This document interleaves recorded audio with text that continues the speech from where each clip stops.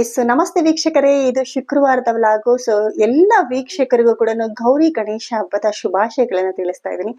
ಗೌರಿ ಹಬ್ಬ ಬಂತು ಅಂದ್ರೆ ಸಾಕು, ಹೆಣ್ಮಕ್ಳಿಗೆ ದೊಡ್ಡ ಸಡಗರ ಅಂತ ಅನ್ಬೋದು.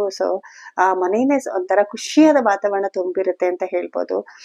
ಗೌರಿ ಪೂಜೆಯನ್ನ ಮಾಡ್ಕೊಂಡು ಆ ಮಗನ ಆಹ್ವಾನ ಮಾಡುವಂಥದ್ದು ಇದೆಯಲ್ಲ, ಅದು ಇನ್ನೂ ಕೂಡ ಸ್ಪೆಷಲ್ ಆಗಿರುತ್ತೆ. ನಮ್ಮಲ್ಲಿ ಗಣೇಶನ ಪದ್ಧತಿ ಇಲ್ಲ, ಆದ್ರೂ ಕೂಡ ಮಕ್ಕಳು ತುಂಬಾ ಆಸೆ ಪಡ್ತಾರೆ ಅಂತ ಹೇಳಿ ಪ್ರತಿ ವರ್ಷ ಕೂಡ ಮಣ್ಣಲ್ಲೇ ಗಣಪತಿ ಮಾಡಿ ಕಂಪ್ಲೀಟ್ ಆಗಿ ಏನೇನ್ ನೈವೇದ್ಯಗಳು ಬೇಕು, ಪೂಜೆ ಏನಿದೆನೋ ಪ್ರತಿಯೊಂದನ್ನು ಕೂಡ ನಾನು ಮಾಡ್ತೀನಿ.